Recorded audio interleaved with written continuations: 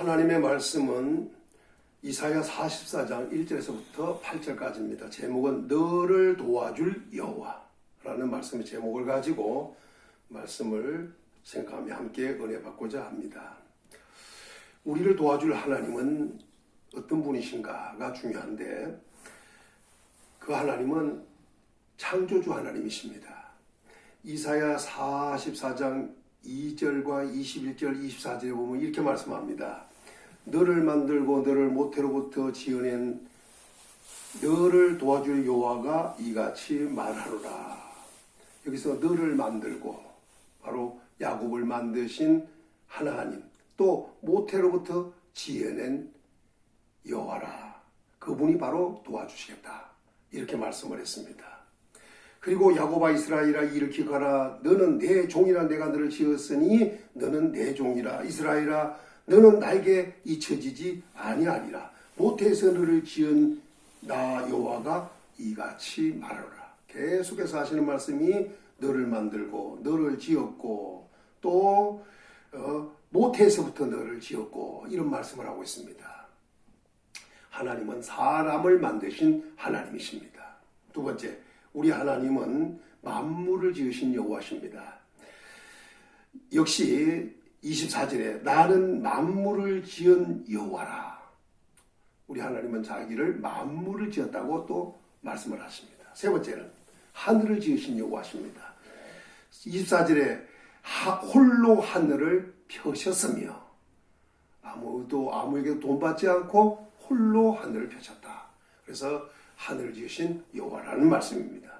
네 번째는 땅을 지으신 여호와십니다. 24절에 이렇게 말씀합니다. 나와 함께한 자 없이 땅을 펼쳤고. 하나님께서 땅을 펼쳤다는 겁니다. 역시 하나님과 함께 아무도 함께 하지 않는데 하나님 홀로 땅도 펼쳤다는 겁니다. 즉 우리 하나님은 사람도 짓고 또 만물도 짓고 하늘도 짓고 그리고 땅도 지었다. 그래서 창조주 하나님이시라고 하나님이 사실을 그렇게 소개했습니다. 두 번째는 하나님은 왕이십니다. 44장 6절에 볼까? 이스라엘의 왕인 여호와. 하나님은 이스라엘의 왕이라는 겁니다. 이스라엘을 통치하시는 분이 누구냐? 여호와라는 것입니다. 하나님은 평강의 왕이십니다. 세 번째는 하나님은 구속자이십니다. 이사야 44장 6절에 보니까 이렇게 말합니다. 이스라엘의 구원자인 만군의 여호와가 이같이 말하노라. 우리 하나님은 이스라엘의 구원자라는 겁니다. 그러면서 만군의 여호와라고 하셨습니다. 22절과 23절에 이렇게 말씀합니다. 내가 내 허물을 빽빽한 구름같이 내 죄를 안개와 같이 없이 하였으니 너는 내게로 돌아오라. 내가 너를 구속하였습니다.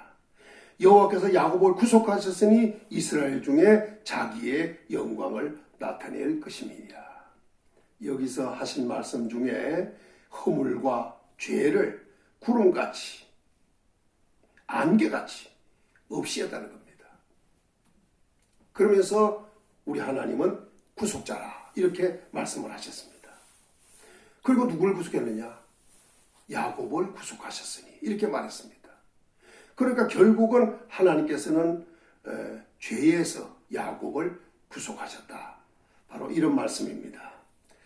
그리고 이스라엘 중에 자기의 영광을 나타낼 것이라. 곧 야곱, 이스라엘 중에 영광을 나타내실 것이다. 그러니까 죄에서 구속하셔서 영광을 나타낼 것이다. 이렇게 말씀하신 겁니다. 우리 하나님은 죄에서 우리를 구속하시는 여호와 하나님이십니다. 네 번째는 영원하신 하나님이십니다. 이사야 40장 6절에 보니까 나는 처음이요 마지막이라. 그러니까 처음과 마지막이라는 말씀입니다. 이는 영원하신 하나님이신 것을 말씀하고 있습니다. 다섯 번째는 유일무이하신 하나님이십니다. 이사야 40장 6절에서 8절에 보니까 나 외에 다른 신이 없느니라. 8절에도 이렇게 말합니다. 나 외에 다른 신이 없느니라. 하나님 외에는 다른 신이 없습니다. 이는 유일무이하신 하나님이시라는 말씀입니다. 여섯 번째는 우리 하나님은 반석이십니다. 이사야 40장 8절에 과연 반석이 없나니 다른 신이 있음을 내가 알지 못하노라. 하나님은 다른 신이 있다는 걸 알지 못한다는 겁니다. 이 말은 없다는 것입니다. 그런데 그 하나님이 유일무이하신 그 하나님이 누구냐? 바로 반석이랍니다. 반석은 피난처입니다. 더위를 피할 수도 있는 것이고 악한 짐승으로부터 보호받을 수 있는 것입니다. 우리 하나님은 반석이십니다. 그러면 이렇게 창조주요, 왕이요, 구속자요, 처음과 마지막이요, 유일무이하신 하나님이요, 반석이신 하나님이 도와줄 사람은 누구냐? 바로 야곱입니다. 이스라엘입니다. 여수론입니다. 그러면 야곱, 이스라엘, 여수론, 그는 누군가? 이삭의 둘째 아들 야곱에게 주어진 이름입니다. 그 이삭의 아들, 둘째 아들 야곱은 이름이 세 가지입니다. 말 그대로 야곱입니다. 야곱. 이사야 44장 1절 2절에 보면 이런 말을 합니다. 야곱, 나의 종 야곱. 2절에 가서는 나의 종 야곱. 하나님은 야곱을 하나님의 종이라고 합니다. 그리고 21절에 이렇게 말씀합니다. 야곱아, 이스라엘아, 이 일을 기억하라. 너는 내 종이니라. 내가 너를 지었으니 너는 내 종이라. 이스라엘아, 나는 나에게 잊혀지지 아니하리라. 아주 중요한 말씀을 했습니다. 하나님은 야곱을 종이라고 했습니다. 또 하나님이 지었다고도 했습니다. 또 내 종이라고도 했습니다. 그러면서 잊혀지지 않을 것이다. 너는 나에게 잊혀지지 않는다. 절대로 잊을 수 없는 사람이 바로 야곱이라는 것입니다. 야곱이라고 하는 이름은 발꿈치를 잡은 자라는 의미입니다. 또 속이는 자라는 의미도 있습니다. 대신 들어앉은 자라는 의미도 있습니다. 찬탈자라는 의미도 있습니다. 야곱이 형의 발 뒤꿈치를 잡고 나옴으로 지어진 이름이 바로 야곱입니다. 이것은 부모가 지어준 이름이라 하겠죠. 두 번째는 이스라엘입니다. 이스라엘은 택한 이스라엘이라고 했습니다. 이사야 40장 1절에 내가 택한 이스라엘아, 이제 들어라. 이스라엘은 하나님이 택했다는 말입니다. 야곱은 종이라 했고 이스라엘은 택했다. 이렇게 말씀했습니다. 이 이스라엘이란 이름은 잘 아시는 대로 야곱이 하란 외삼촌 집에서 20년간을 살고 아내들과 함께 자녀들을 데리고 고향으로 돌아올 때 바로 형 에서가 장정 400명을 거느리고 야곱에게 오고 있다는 소리를 듣고 그는 재물을 보내고 또 아내와 자녀들을 먼저 보내고 그는 야복강 나루를 거닐다가 한 사람을 만나 거기서 그 사람과 씨름하여 얻은 이름입니다. 그 사람이 붙들고 놓아주지 않으니까 놓으라고 하니까 놓지를 않았지 않아요. 나를 축복하자면 내가 놓을 수가 없습니다. 놓아라. 놓을 수가 없습니다. 그때 그 사람이 그 사람을 쳤을 때 환도뼈가 위골이 됐다고 했습니다. 절면서도 놓아주지 않았습니다. 그때 얻어진 이름이 하나님과 겨루어 이겼다. 그 하나님과 겨루어 이겼다고 이게 하나님과 겨루어 이긴 자라고 해서 얻어진 이름이 바로 이스라엘입니다. 그러나 원문을 그대로 번역하면 하나님과 더불어 힘을 얻어 강하게 된 자, 이것이 이런 의미입니다. 이스라엘은 택함을 받은 거라 받았다고 해서 지어진 이름입니다. 세 번째 야곱에게 이름이 있습니다. 그것은 여수론입니다.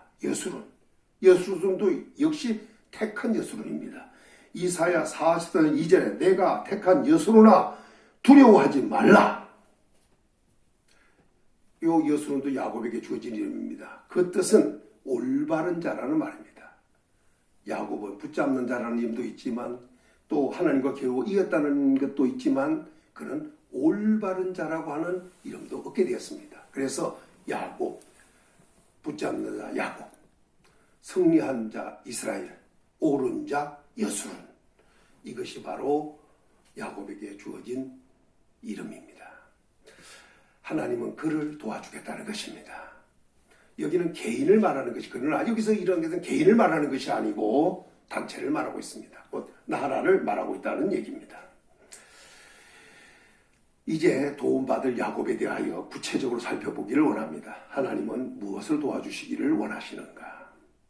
첫째, 하나님은 물을 주십니다. 너를 도와줄 여호와. 뭘 도와주시는가? 물을 주어 도움이 되게 하십니다. 이사야 44장 3절에 나는 목마른 자에게 물을 주며 마른 땅에 시내가 흐르게 하며, 여기서는 목마른 자에게 물을 주시는 분이 하나님이시라는 겁니다.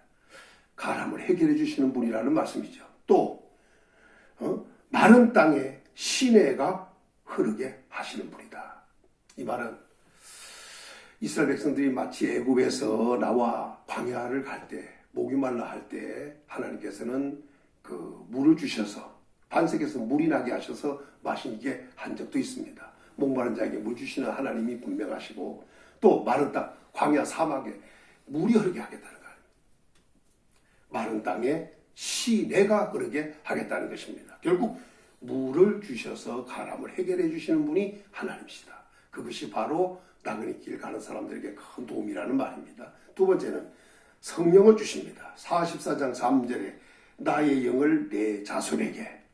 오늘 우리는 우리 자신이 성령을 받아야 합니다. 하나님께서 주심으로 성령을 부어준다 했으니까 말세에 하나님의 영을 부어주신다는 겁니다. 누구에게? 만민에게, 모든 육체를 가진 자에게 부어준다고 했습니다. 우리는 부어주는 성령을 받아야 합니다. 그런데 나만 성령을 받는 것이 아니라 우리 후손들도 받아야 합니다. 그래서 나의 영을 내 자손에게, 우리 자손들에게 성령을 부어주셔야 합니다. 성령 충만 받아서 성령을 쫓아 성령으로 살고 성령으로 행하는 사람이 되어야 합니다. 세 번째는 우리 하나님은 복을 주시는 하나님이십니다. 이사야 43장 3절 4절에 보니까 이렇게 말씀합니다. 나의 복을 내 후손에게 부어주리니 그들이 풀 가운데서 솟아나기를 시내에 버들 같게 할 것이라. 우리 하나님은 복을 주시는 하나님인데 하나님의 복을 준다는 겁니다. 하나님의 복. 그리고 그 복을 내 후손에게 부어준다는 겁니다. 그냥 복을 막 물붓듯이 부어준다는 겁니다. 그래서 그 복을 받은 사람들은 4절에 보니까 그들이 풀 가운데서 솟아나기를, 풀 가운데 솟아나기를 시냇가에 버들같게 할 것이라. 솟아나기는 풀 가운데서 솟아납니다. 그런데 어느 정도로 솟아나냐? 시냇가에 버들같게 한다는 거예요. 풀 가운데 솟아나는 데서. 시냇가에 버들이라고 해서는 기갈이 없는, 계속 물이 공급되는 그 장소에 있다는 거 아닙니까? 그러니까 시편 1편에서 말씀한 대로 시냇가에 심은 나무가 시절처럼 과실 맺는 것, 그런 복이 온다는 거 아니겠습니까? 우리 하나님은 야곱을 도와주십니다. 도움받을 사람은 야곱입니다. 물을 주시고 성령을 주시고 복을 풍성하게 부어주시는 분이 바로 하나님이시다. 네 번째는 우리 하나님은 일을 행하시는 여호와십니다. 일을 행하시는 여호와. 이사야 43장 25절에서 27절에 보면 이렇게 말씀합니다. 헛된 말을 하는 자들의 징표를 패하며 점치는 자를 미치게 하며 지혜로운 자를 물리쳐 그들의 지식을 어리석게 하며 그들의 종의 말을 세워주며 그의 사자들의 계획을 성취하게 하며 예루살렘에 대하여는 이르기를 거기는 사람이 살리라 하며 유다 성읍에는 대에서는 중건되리라 할 것이라. 내가 그 황폐한 곳을 복구시키리라 하며 기품에 대하여는 이르기를 마르라. 내가 내 강들을 마르게 하리라 하며 라고 말씀을 하셨습니다. 그러면 하나님이 일을 행하시는 하나님이신데 어떤 일을 행하시는가? 첫째는 헛된 말 하는 자들의 징표를 피한다는 겁니다. 헛된 말을 하면 그 징표를 피해버린다는 겁니다. 그러니까 헛된 말을 해서는 안 된다는 겁니다. 두 번째는 점치는 자를 미치게 한다는 겁니다. 점치는 자는 귀신 들려 점을 하는 것인데 그 사람이 정상적인 사람이 미치게 만들어버리겠다는 것입니다. 하나님은. 세 번째, 지혜로운 자들을 물리쳐서 그들의 지식을 어리석게 한다는 겁니다. 그러니까 지식 있는 척, 깨달은 척, 아는 척 하는 그 사람들을 물리쳐서 그들의 지식을 어리석게 만든다는 거예요. 그러니까 지식 있는 자가 아니라 결국 어리석은 자가 되는 게 하게 하시겠다는 겁니다. 반대로 하나님은 자기 종들의 말을 세워준다는 겁니다. 하나님은 자기 종, 하나님의 종들, 야구 같은 사람들의 말을 세워준다는 겁니다. 그래 그 말을 인정한다는 겁니다. 마치 옛날 욥의 세 친구가 와서 욥을 위로한답시고 또 욥의 잘못된 걸 지적하고 욥을 권면하고 욥을 권계하면서 또 욥을 훈계해가면서 옳은 말을 좋은 말을 했습니다. 그러나 훗날에 그들이 한 말이 옳은 말이 아니라고 하나님은 그들을 책망했습니다. 그래서 그들은 옳은 말을 하지 못했으므로 그들은 수양일곱과 수송아지 7을 갖다 욥에게 주고 욥으로 하여금 번제하여 하나님께 제사함으로 용서받게 하는 이런 일이 일어났습니다. 그러나 그때도 하나님은 내 종 욥의 말은 정당하다. 내 종 욥의 말이 옳다고 인정해 줬어요. 내 종 욥의 말이 옳다. 이게 몇 번이나 이렇게 말씀을 했습니다. 마찬가지로 하나님은 자기 종의 말을 세워주시는 분이십니다. 다섯 번째는 자기 사자들의 계획을 성취하게 하십니다. 하나님의 사자는 하나님 보낸 자들입니다. 그들이 하는 계획을 성취하게 만드시는 분이 바로 하나님이시라는 겁니다. 그리고 회복시키시는 하나님이다. 이렇게 말씀입니다. 이거 뭐냐? 예루살렘에 대하여는 사람이 거기 살리라. 유다 성읍에 대해서는 중건되리라. 그 황폐한 곳을 복구시키리라. 그러니까 예루살렘과 유다가 회복되고 복구되는 이런 역사가 일어나게 하겠다는 겁니다. 그러니까 결국 회복시키시는 하나님이십니다. 일곱 번째는 물을 마르게 하시는 하나님이시라 이랬습니다. 27절에 보면 기품에 대하여 이르기를 마르라. 기쁘니까 물이 나는데 마르게 한다는 겁니다. 또 내가 강물들을 마르게 하리라. 그렇게 철철 흘러넘치는 강물과 같은 것도 하나님은 마르게 하게 하시겠다는 겁니다. 하나님은 바로 일하시는 하나님이시라는 것입니다. 마지막으로 다섯 번째는 고레스를 목자로 삼으신 분이 하나님이십니다. 이사야 40장 28절에 보니까 고레스에 대하여 이르기를 내 목자라 그가 나의 모든 기쁨을 성취하리라 하며 예루살렘에 대하여는 이르기를 중건되리라 하라 하며 성전에 대하여라 하면 내가 기초를 놓으리라 하는 자리라 이렇게 말씀을 했습니다. 하나님은 이방 사람 고레스입니다. 고레스. 이 고레스를 하나님은 하나님의 목자로 삼으셨습니다. 이방 사람들, 이방 왕까지도 하나님은 목자로 삼으십니다. 그리고 그로 하여금 하나님의 모든 기쁨을 성취하게 하겠다 그랬습니다. 고레스를 목자 삼아서 그로 하여금 하나님의 모든 기쁨을 성취하게 하시겠다 그랬습니다. 그것이 뭐냐? 바로 이스라엘 백성들이 예루살렘으로 돌아가서 바벨론 포로에서 해방되어 예루살렘으로 돌아가서 예루살렘을 중건하게 하고 성전의 기초가 놓아지는 이런 일을 하게 하겠다는 겁니다. 누구로 말미암아? 바로 이스라엘을 포로에서 포로로 잡혀간 지 70년 만에 돌아가도 좋다고 한 사람이 누구냐? 바로 고레스였습니다. 하나님은 그를 목자로 삼아서 하나님의 기쁨을 삼았던 것입니다. 하나님은 어떤 분인가? 우리를 도와줄 하나님이십니다. 도움받을 사람은 누구냐? 바로 하나님께로부터 하나님의 종 야곱 같은 사람입니다. 택한 이스라엘 같은 사람입니다. 택한 여수론 같은 사람입니다. 하나님은 그런 분을 하나님은 도와주기를 원합니다. 도와주실 하나님은 창조주십니다. 왕이십니다. 구속자십니다. 처음과 마지막입니다. 유일무이하신 분이십니다. 반석이십니다. 하나님은 얼마든지 도와줄 수 있는 그런 분이시라는 말입니다. 물을 주시고 성령 주시고 우리에게 말할 수 없는 복을 쏟아부어 주시는 분이십니다.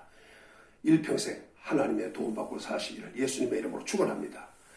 자녀들까지도 하나님의 도움받고 살기를 예수님의 이름으로 축원합니다.